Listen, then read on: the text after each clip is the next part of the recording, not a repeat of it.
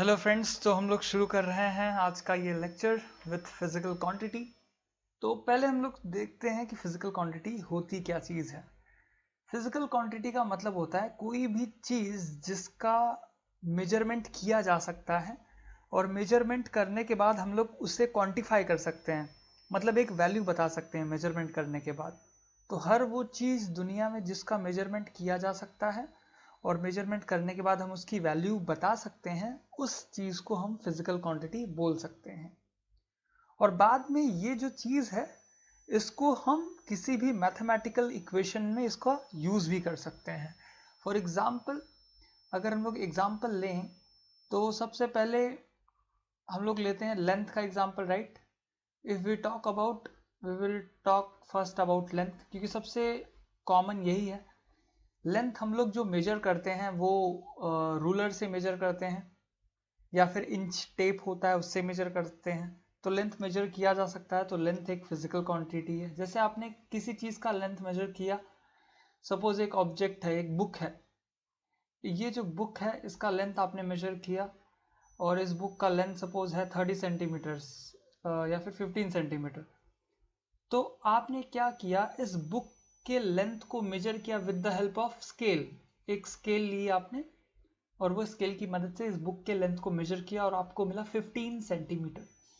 तो ये जो 15 है, दिस 15, ये जो 15, ये जो आपको मिला ये नंबर, राइट, ये जो नंबर है, राइट ना, ये जो न्यूमेरिकल वैल्यू है, ये जो न्यूमेरिकल वैल्यू आपको मिली मेजरमेंट करने के बाद, इसे हम लोग बोलते हैं मैग्नीट्यूड।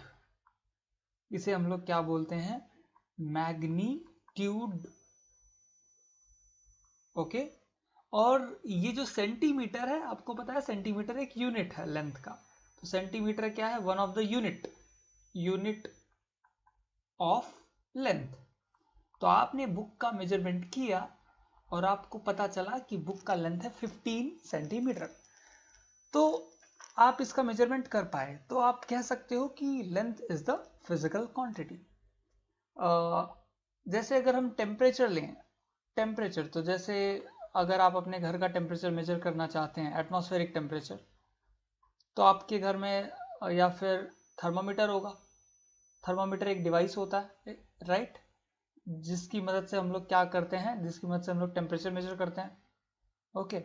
तो थर्मामीटर की मदद से आप टेम्परेचर मेजर कर सकते हो और बता सकते हो कि आपके रूम का जो टेम्परेचर है, सपोज वो 30 डिग्री सेल्सियस है। तो यहाँ पे आपने अपने रूम का टेम्परेचर मेजर किया और आपने बताया 30 एक न्यूमेरिकल वैल्यू हो गया, राइट, मतलब 30 क्या हो गया, मैग्नीट्यूड हो गया। ओके। और ये जो डिग्री सेल्सियस है ये एक यूनिट है, it's a unit of thermodynamic temperature, ये यूनिट है, it's an unit of temperature.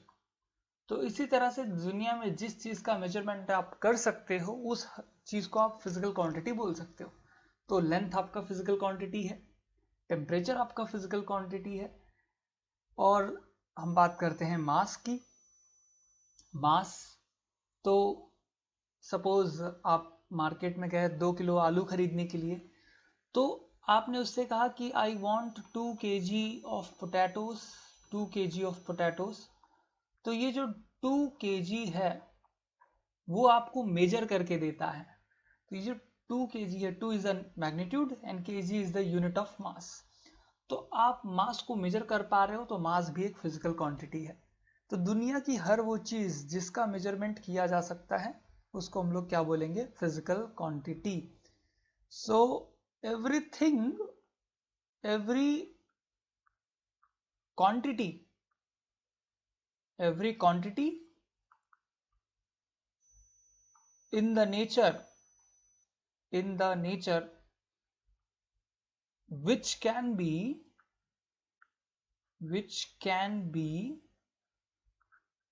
measured, nature की कोई भी वो क्वांटिटी जिसको हम लोग मेजर कर सकते हैं, which can be measured and by that we can assign a numerical value to that. By that we can assign a numerical value. अब आप याद रखिए कि ये जो न्यूमेरिकल वैल्यू है वो उसे हम लोग क्या बोलते हैं जनरल टर्म्स में, मैग्नीट्यूड बोलते हैं या फिर एब्सोल्यूट वैल्यू भी बोलते हैं. तो every quantity in the nature which can be measured, and by that we can assign a numerical value to that, can be called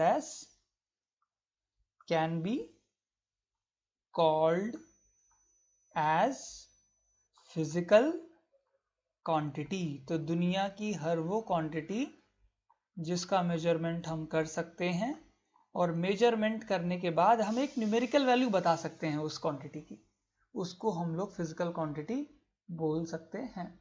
सो दुनिया की हर वो चीज जिसका मेजरमेंट किया जा सकता है वो फिजिकल क्वांटिटी है. तो दुनिया में तो कई सारी फिजिकल क्वांटिटीज हैं जिसका मेजरमेंट हम कर सकते हैं.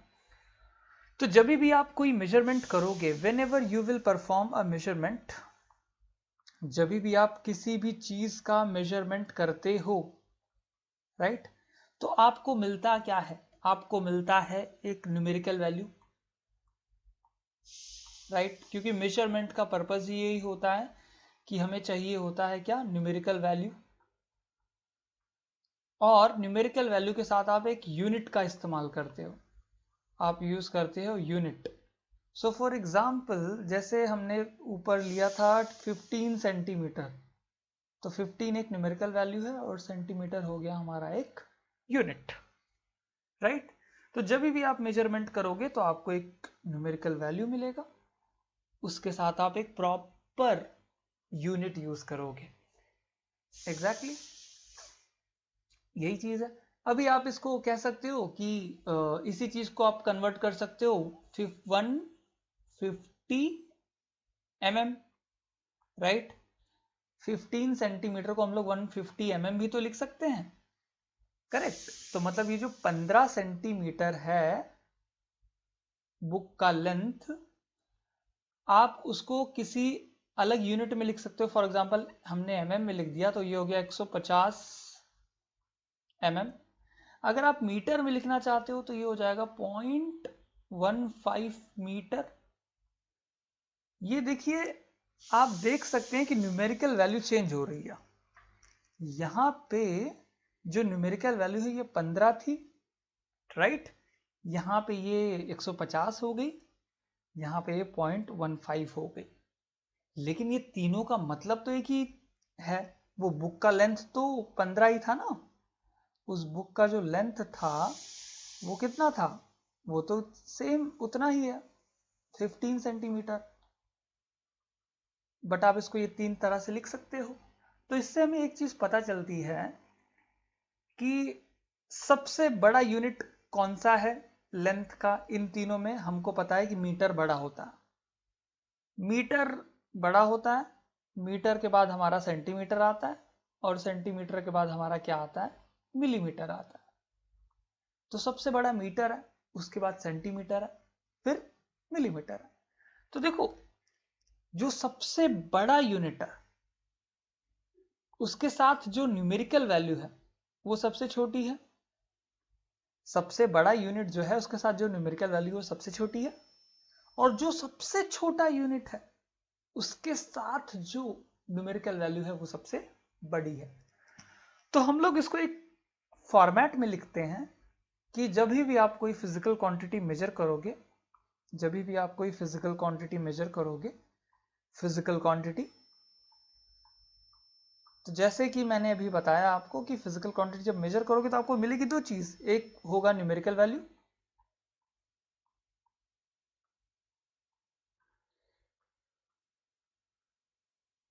और एक होगा यूनिट,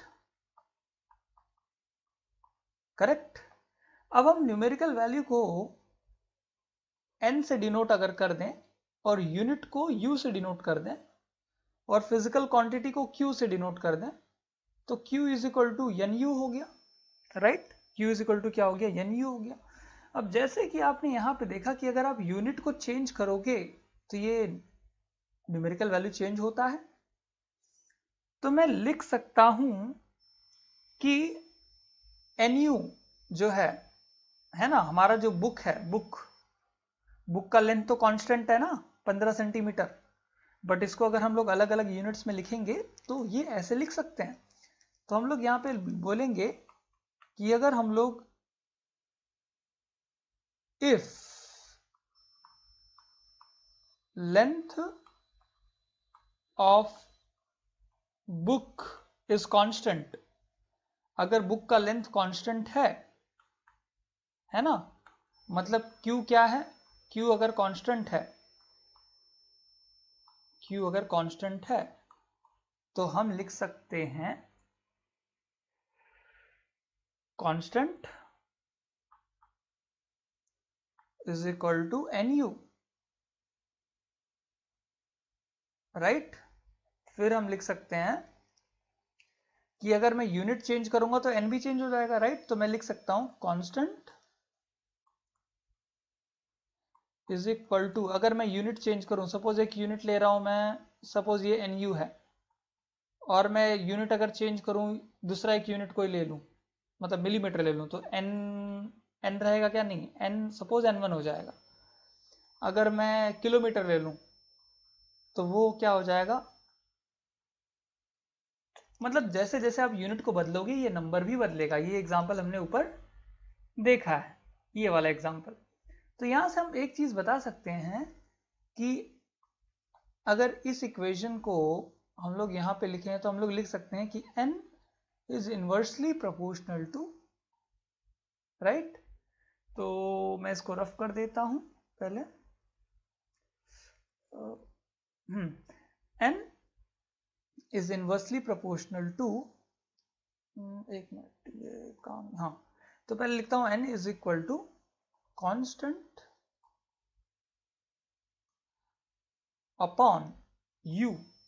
सो हम लोग इक्वल टू का साइन हटाएंगे और ये कांस्टेंट को हटाएंगे और हम लोग लिख सकते हैं n is inversely proportional to u, right, है ना।